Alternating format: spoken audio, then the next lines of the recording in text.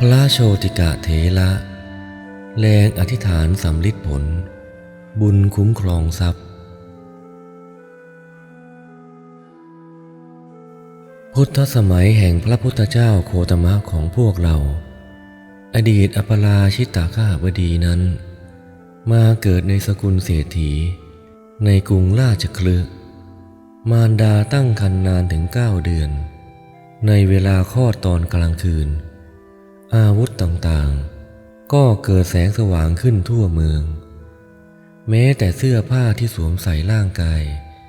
ก็เปล่งแสงสว่างรุ่งเช้า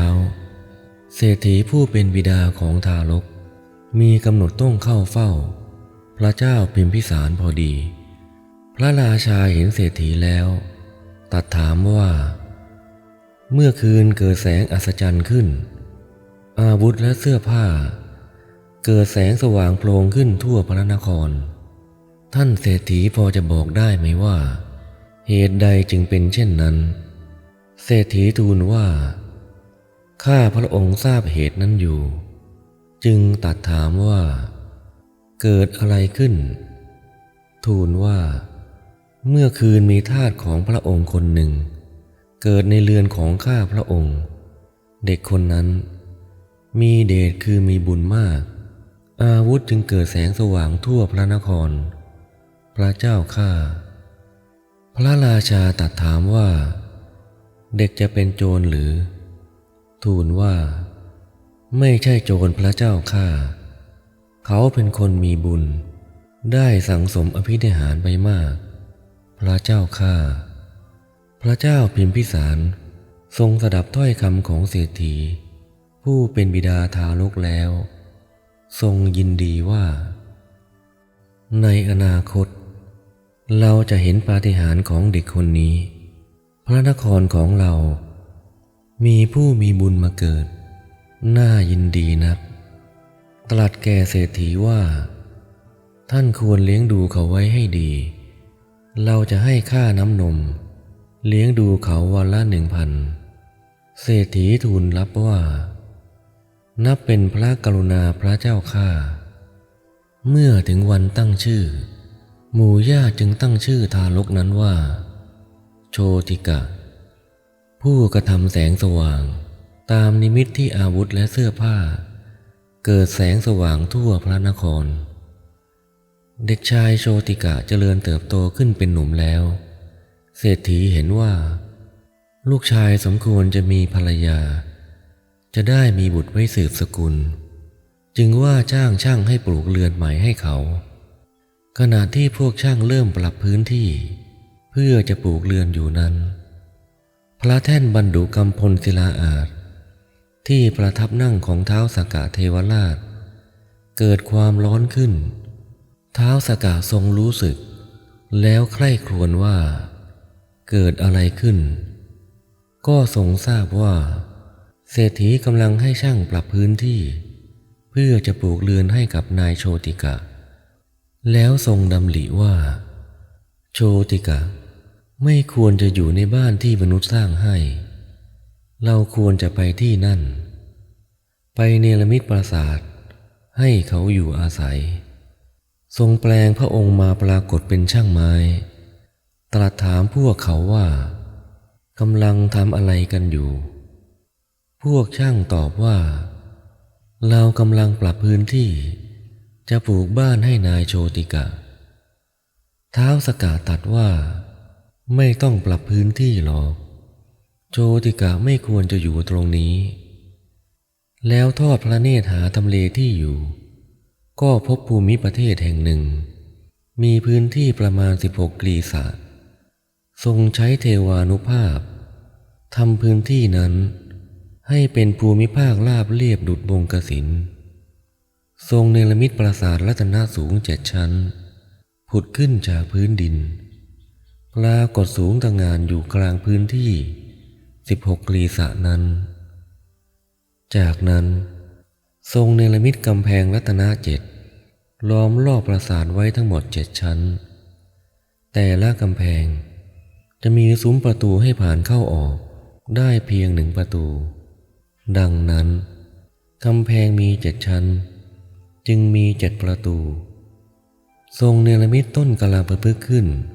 ที่ด้านในของกำแพงชั้นในสุดทรงเนรมิตขุมทรัพย์4 ขุมให้ผุดขึ้นหน้ามุมปราสาททั้ง4 มุมมุมละ1 ขุมขุมทรัพย์แต่ละขุมนั้นขุมที่1มีขนาดกว้างยาวลึกประมาณ1 โยชน์ขุมที่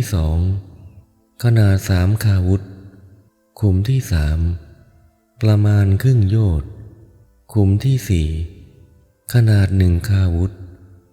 ที่กำแพงรั้วปราสาทมีซุ้มประตูสำหรับผ่านเข้าออก7 ประตูมียักษ์7 ตนอยู่อารักขาประจำที่ประตูและตัวปราสาทด้านนั้นๆคือประตูที่1มียักษ์ชื่อยมโมลีและบริวารยักษ์อยู่ 1,000 ตนเฝ้าอยู่ประตูที่2มียักษ์ชื่ออุปาละและบริวารยักษ์ 2,000 คนเฝ้าอยู่ประตูที่3มียักษ์ชื่อวชิระและบริวาร 3,000 ตนเฝ้าอยู่ประตูที่4มียักษ์ชื่อวชิระพาหุและบริวาร 4,000 ตนเฝ้าอยู่ประตูที่5มียักษ์ชื่อสกตะและบริวารยักษ์ 5,000 ตนเฝ้าอยู่ประตูที่6มียักษ์ชื่อสกาพัทธะและบริวารยักษ์ 6,000 ตนเฝ้าอยู่ประตูที่7มียักษ์ชื่อทิสามุขะและบริวารยักษ์ 7,000 ตนเฝ้าอยู่ครั้นท้าวสักกะเนรมิตปราสาทแล้วทรงแสดงตนแก่เศรษฐีและนายโชติกะทรงทำความเข้าใจทั้ง2 คนแล้วนายโชติกะก็เข้าอยู่อาศัยในปราสาทนั้นต่อมาพระเจ้าพิมพิสารทรงทราบจากอมาตย์ว่าได้เกิดปราสาทรัตนผุดขึ้นจากแผ่นดินเพื่อให้นายโชติกะเข้าอยู่อาศัยทรงสอบสวนแล้วพบว่าทรัพย์เหล่านั้นเป็นของเขาจึงทรงพระราชทานฉัตรตำแหน่งเศรษฐีให้เขาแต่นั้นมานายโชติกะก็ได้ชื่อว่าโชติกะเศรษฐีสมัยนั้นอดีตภรรยาที่เคยทำบุญร่วมกันมาในปางก่อนเกิดเป็นมนุษย์อยู่ในอุตรากุรุทวีปท้าวสักกะทรงทราบแล้วให้เทวดาไปนำตัวมาก่อนมานางได้หยิบธนานที่มีข้าวสารอยู่ในนั้นมา1 ธนานหยิบก้อนหินเรืองแสงมา3 ก้อน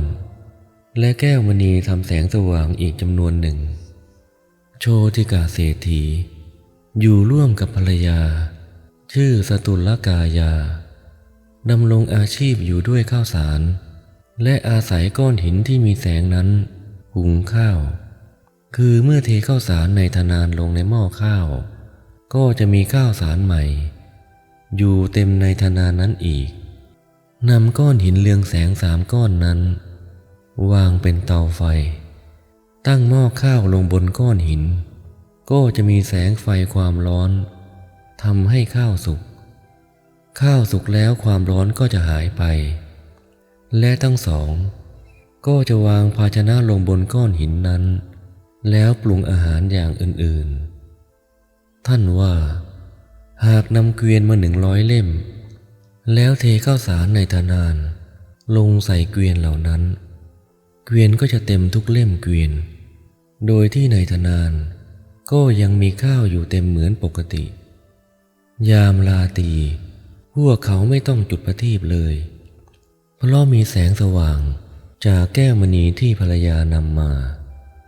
ข่าวที่ท่านเศรษฐีและภรรยามีทรัพย์สมบัติดุจทิพยสมบัติแพร่กระจายไปทั่วชมพูทวีปผู้คนต่างหลั่งไหลมาขอเข้าชมปราสาทอย่างไม่ขาดสายทั้งวันทั้งคืนเศรษฐีและภรรยาให้คนรับใช้หุงข้าวสารที่ภรรยานำมาจากอุตรากุรุทวีปเลี้ยงดูและแจกข้าวสารให้แก่ผู้ที่เข้ามาชมนำกลับไปบ้านด้วย ทั้งยังประกาศให้มหาชนหยิบผ้าอาภรณ์ที่ห้อยอยู่ณต้นกลปพฤกษ์ติดมือกลับไปด้วย นอกจากนั้นเศรษฐียังให้เปิดป่าขุมทรัพย์ขุมที่สี่ซึ่งมีขนาด1 คาวุธให้ประกาศว่าท่านที่เข้ามาชมปราสาทสามารถถือเอาทรัพย์ไปดำรงชีพได้ซึ่งเมื่อชาวชมพูทวีปนำทรัพย์ที่ขุมนั้นไปก็ไม่ทำให้ทรัพย์ที่ปากหลุมบกพร่องแม้แต่องคุลีเดียวทรัพย์สินที่เป็นของโชติกาเศรษฐีไม่ว่าจะเป็นปราสาทต้นกลปพฤกษ์และขุมทรัพย์เหล่านั้นท่านว่าเป็นผลเกิดจากการสร้างพระคันธกุฏีและโปรยรัตนเจ็ดรอบพระคันธกุฏีของพระสัมมาสัมพุทธเจ้าวิปัสสีพระเจ้าพิมพิสารทรงสดับข่าวโชติกาเศรษฐีมีทรัพย์สมบัติผุดขึ้นจากแผ่นดินมานานแล้วทรงดำริว่าเด็กคนนั้นที่เคยทำให้อาวุธทั่วพระนครเรืองแสงเราจ่ายเงินวันละ1,000 ตอนนั้นบัดนี้บุญที่เขากระทำไว้ปรากฏแก่เขาแล้วชาวชมพูทวีปแล้วเราเองก็ควรจะเสด็จไปเยี่ยมชมแต่พระราชาก็ยังไม่ทรงได้โอกาสเพราะมีมหาชนเดินทางมายังปราสาทมากมายทุกวันจนกระทั่งคนเริ่มน้อยลงพระราชาจึงสั่งให้คนไปแจ้งแก่เศรษฐีผู้เป็นบิดาของโชติกาเศรษฐีว่าพระเจ้าแผ่นดิน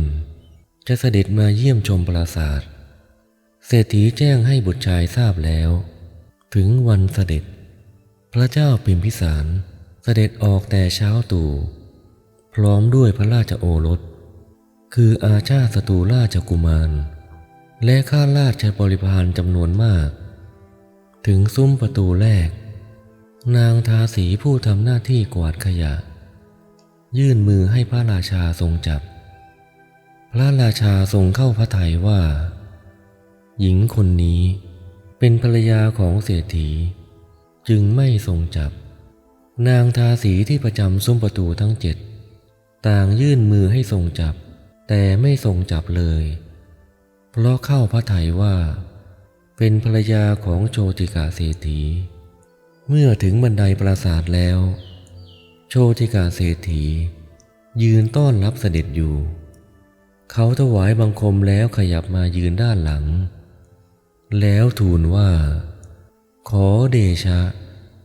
ขอพระองค์เสด็จเดินนำหน้าเถิดพระราชามองลงที่พื้นแก้วมณีใสมีเงาสะท้อนทรงเห็นเหมือนเหวลึก100 ชั่วคนแล้วทรงดำริว่าโชติกะให้เราเดินนำหน้าเขาหมายจะให้เราตกลงไปในหลุมจึงไม่ทรงก้าวพระบาทประทับยืนอยู่อย่างนั้นโชติกะเห็นแล้วเข้าใจจึงทูลว่าข้างหน้านั้นไม่ใช่บ่อหรือเหวลึกหรอกพระเจ้าข้าแต่เป็นพื้นแก้วมณีที่มองแล้วเหมือนบ่อลึกข้าพระองค์ขอพระราชาอนุญาตขอเดินนำเสด็จนะพระเจ้าข้าแล้วจึงเดินนำชมถึงกระนั้นพระราชาก็ยังไม่ทรงวางพระทัยก้าวพระบาทตามรอยเท้าของโชติกะเท่านั้นส่วนอาชาสตูราชกุมารก็ทรงเกิดความกลิ่งเกรงขึ้นในพระทัยทรงจับนิ้วพระกรของพระราชบิดาแล้วตามเสด็จทรงดำริว่าโอ้เสด็จพ่อของเราทำไม่ถูกเป็นถึงพระเจ้าแผ่นดินมีพระราชทรัพย์มากมายแต่กลับประทับอยู่ในพระราชนิเวศที่ทำจากไม้ข้าบดีคนนี้อายุยังน้อยได้อยู่ในปราสาทรัตน7 ประการเราได้เป็นพระเจ้าเป็นดินเมื่อไหร่เราจะขับข้าบดีออกจากปราสาทนี้แล้วเราจะมาอยู่เองครั้นพระราชาเสด็จชมถึงชั้นบนปราสาท ก็ได้เวลาเสวยพระกยาหารเช้าพอดีตรัสขอว่าท่านมหาเศรษฐีพวกเราขอเสวยอาหารเช้า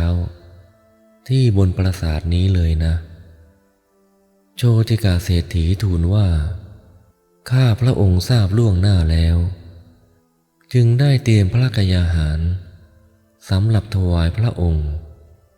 โปรดประทับผ่อนคลายตามพระราชหฤทัยเถิดพระเจ้าข้าเมื่อพระวรกายหายเหนื่อยแล้ว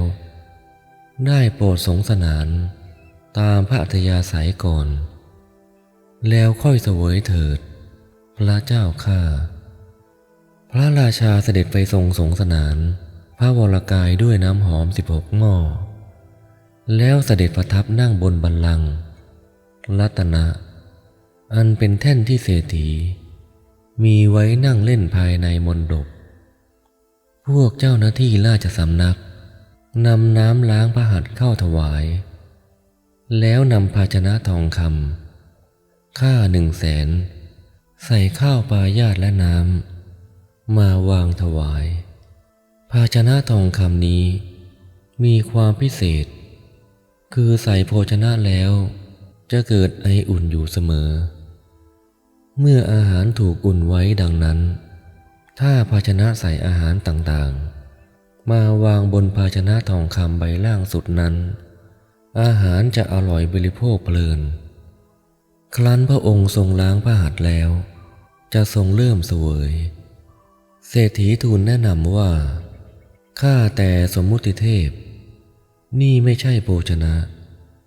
นี้เป็นข้าวปลายาตน้ำน้อยพระราชาทรงเสวยข้าวปลายาตแล้วเจ้าหน้าที่นำภาชนะใส่อาหารอย่างอื่นๆมาวางซอสลงไปพระราชาทรงเสวยต่อเนื่องไม่หยุดเลยโชติกาเศรษฐีเห็นแล้วรีบกราบทูลความวิเศษของภาชนะทองคำนั้นขอให้พระราชาหยุดเสวยเถิด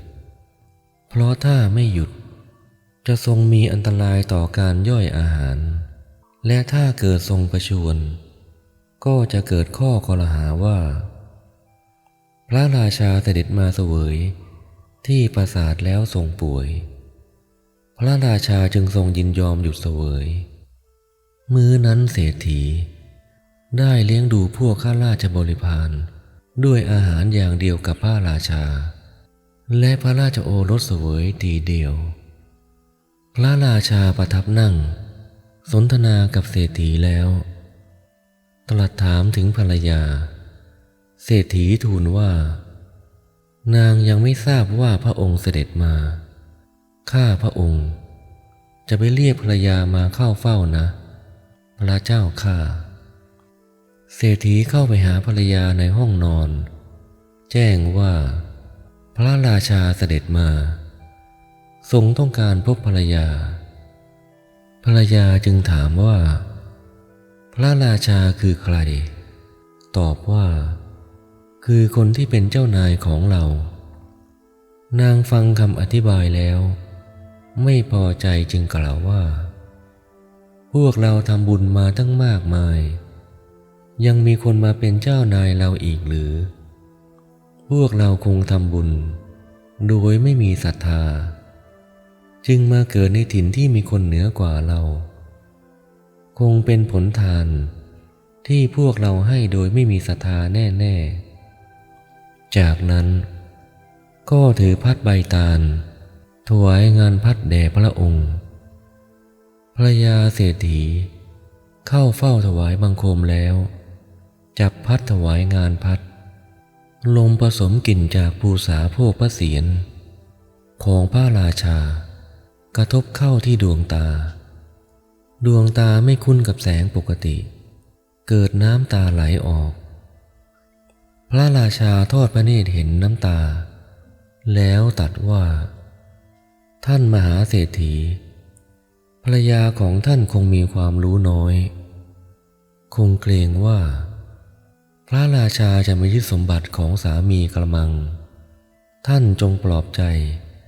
ช่วยพูดให้นางเข้าใจด้วยว่า เราไม่อยากได้ทรัพย์สมบัติหรอกเศรษฐีทูลว่า นางไม่ได้ร้องไห้หรอกพระเจ้าข้าตรัสถามว่า แล้วนางเป็นอะไรจึงมีน้ำตาไหล ทูลว่า ดวงตาของนางถูกลมผสมกลิ่นจากพระภูษาพระเจ้าข้าตามปกติภรรยาของข้าพระองค์จะใช้ชีวิตอยู่โดยอาศัยแสงจากแก้วมณีเท่านั้นนางไม่เคยเห็นแสงสว่างของประทีปหรือแสงสว่างจากดวงอาทิตย์เลยนางจะกินนั่งนอนเดินโดยอาศัยแสงจากแก้วมณีเพียงอย่างเดียวส่วนพระองค์ผู้เป็นสมมุติเทพยังต้องอาศัยแสงสว่างจากเปลวประทีปอยู่ตรัสว่าเป็นอย่างนั้นท่านมหาเศรษฐีโชติกาเศรษฐีถวายแก้วมณีว่าข้าแต่องค์สมมุติเทพต่อไปพระองค์จะทรงใช้แสงสว่างจากแก้วมณีนี้ดูเถิดแล้วถวายแก้วมณีอันประมาณค่ามิได้ขนาดใหญ่เท่าผลแตงโมให้พระราชาทอดพระเนตรดูแล้วตรัสว่าทรัพย์สมบัติของโชติกาเศรษฐีช่างมีมากมายจริงๆแล้วเสด็จกลับหลายปีต่อมาพระเจ้าอาชาติศัตรูสมคบคิดกับพระเทวทัตแล้วได้ปลงพระชนพระราชบิดาพระเจ้าพิมพิสารทรงรู้ว่าพระโอรสอยากได้ราชบัลลังก์จึงสละให้แต่พระเทวทัตยุให้พระเจ้าอาชาติศัตรูระแวงว่าพระราชบิดาจะกลับมาเป็นพระราชาอีกทรงเชื่อแล้วให้คุมขังพระเจ้าพิมพิสารจนสิ้นพระชนถลิงถวัลย์ราชสมบัติเป็นพระเจ้าแผ่นดินมคธพระองค์ใหม่วันหนึ่งพระเจ้าอาชาติศัตรูทรงดำริว่าตอนนี้เราเป็นพระเจ้าแผ่นดินแล้วเราจะยึดบ้านของโชติกาเศรษฐีมาเป็นของเราทรงกลิ่นเกรงว่ามหาเศรษฐีมีทรัพย์มากน่าจะเลี้ยงคนไว้เยอะพวกเราอาจจะลบกับเขาจึงให้เตรียมทัพเสนาบดีเตรียมกองทัพพร้อมแล้วยกออกไปเสด็จถึงกำแพงรัตนล้อมปราสาทแล้วพระราชาทอดพระเนตรเห็นเงาของพระองค์และกองทัพสะท้อนจากกำแพงรัตนเจ็ดไม่ทันได้ใคร่ครวญให้ดีทรงคิดว่าสิ่งที่เราเห็นคือกองทัพของมหาเศรษฐีเตรียมตั้งรับทรงคิดว่ามหาเศรษฐีจะสู้ทรงไม่กล้าเสด็จเข้าไปใกล้ๆกำแพงรอดูท่าทีอยู่บังเอิญว่าวันนั้นเป็นวันอุโบสถโชติกาเศรษฐีบริโภคอาหารเช้าแล้วออกไปวัดเวรุวันมหาวิหารนั่งฟังธรรมที่พระพุทธเจ้าแสดงอยู่พระเจ้าอาชาติศัตรูทรงรอดูท่าทีอยู่พักใหญ่ทรงเห็นว่าที่แท้แล้วกองกำลังที่พวกเราเห็นก็คือเงาสะท้อนจากกำแพงรัตนเจ็ดประการไม่ได้มีกองกำลังของเศรษฐีอยู่เลยจึงตัดสินพระทัยบังคับม้าผ่านประตูแรกเข้าไปยมะโมลียักษ์เห็นแล้วส่งเสียงถามว่าพวกท่านกำลังจะไปไหนกันแล้วสั่งยักษ์บริวาร1,000แสดงตัวเป็นมนุษย์โจมตีทัพของพระราชาแต่กระจัดกระจายจากนั้นยมะโมลียักษ์ก็ไปบอกให้โชติกาเศรษฐีรู้ตัวพระเจ้าอาชาติศัตรูทรงม้าเสด็จหนีพวกยักษ์เข้าไปในวัดเวรุวันขณะนั้นพระพุทธเจ้าแสดงธรรมจบแล้วพุทธบริษัทกำลังแยกย้ายกันออกจากวัด โชติกาเศรษฐีเห็นพระราชาเสด็จมาก็ลุกขึ้นยืนทูลถามว่ามีเรื่องอะไรกับข้าพระองค์หรือพระเจ้าข้าพระราชาตรัสว่าข้าบดีท่านสั่งให้คนของท่านโจมตีกองทัพน้อยของเราแล้วตัวท่านทำทีมาวัดนั่งฟังธรรมอยู่หรือเศรษฐีจึงทูลถามว่าองค์สมมุติเทพยกกำลังเสด็จไปเพื่อจะยึดบ้านของข้าพระองค์หรือพระราชาตรัสว่าใช่เรายกกำลังไปเพื่อยึดบ้านของท่าน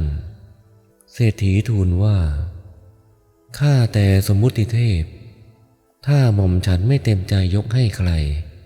ต่อให้พระราชา1,000 พระองค์ยกทัพมาเพื่อยึดบ้านก็ไม่มีทางยึดเอาไปได้หรอกพระเจ้าข้าพระเจ้าอาชาติศัตรูทรงสดับคำแล้วทรงกิ้วและตรัสถามว่าเจ้าต้องการจะเป็นพระราชาเองหรือไงเศรษฐีทูลว่าหม่อมฉันไม่ได้อยากเป็นพระราชาเพียงแต่ต้องการจะทูลว่าถ้าหม่อมฉันไม่เต็มใจให้ไม่ว่าจะเป็นพระราชาหรือโจรก็ย่อมไม่อาจจะนำแม้เพียงเส้นได้ชายผ้าสักเส้นหนึ่งไปได้พระเจ้าข้าพระราชาตรัสถามว่าถ้าท่านเต็มใจเราจึงจะเอาไปได้ใช่ไหมเศรษฐีทูลให้พระราชาทรงทดลองถอดแหวนที่นิ้วของตนข้าแต่สมมุติเทพถ้าอย่างนั้นทดลองดูนะที่นิ้ว10 นิ้วหม่อมฉันมีแหวนอยู่20 วงหม่อมฉันไม่ให้พระองค์มีความสามารถก็ทดลองถอดดูเถิดกล่าวกันว่าพระเจ้าอาชาติศัตรูมีพละกำลังมากถ้านั่งกับพื้นแล้วกระโดดขึ้นจะทรงกระโดดสูงได้18 ศอกถ้าประทับยืนแล้วทรงกระโดดจะกระโดดสูงได้80 ศอกแล้วทดลองดึงแหวนจากนิ้ว10 นิ้วของเศรษฐีกลับไม่สามารถดึงออกมาได้แม้แต่วงเดียวทรงหมดพละกำลังเศรษฐีทูลว่าขอให้พระองค์ทรงจับผ้าผืนเล็กกางไว้หม่อมฉันจะให้แหวนเหล่านี้พระราชาทรงกางผ้าแล้วเขาก็เหยียดนิ้วทั้ง10 ออกแหวนก็หลุดออกจากนิ้วล่วงลงสู่ผ้าทั้ง20 วงเศรษฐีทูลว่าข้าแต่สมมุติเทพถ้าข้าพระองค์ไม่อยากให้ใครๆก็ไม่อาจจะนำทรัพย์ของข้าพระองค์ไปได้เลยอย่างที่พระองค์ทรงได้เห็นแล้วพระเจ้าข้าเศรษฐีกล่าวจบแล้วก็นึกถึงการกระทำของพระราชาจึงเกิดความสลดใจมากทั้งคิดว่าพระราชาพระองค์นี้คงจะไม่ยอมเลิกลาจึงตัดสินใจขออนุญาตบวชว่าข้าแต่สมมุติเทพข้าพระองค์ขออนุญาตบวชขอจงอนุญาตให้ข้าพระองค์บวชเถิดพระราชาทรงดำริว่าเราจะอนุญาตให้เขาบวชเราจะได้ยึดปราสาทได้สะดวก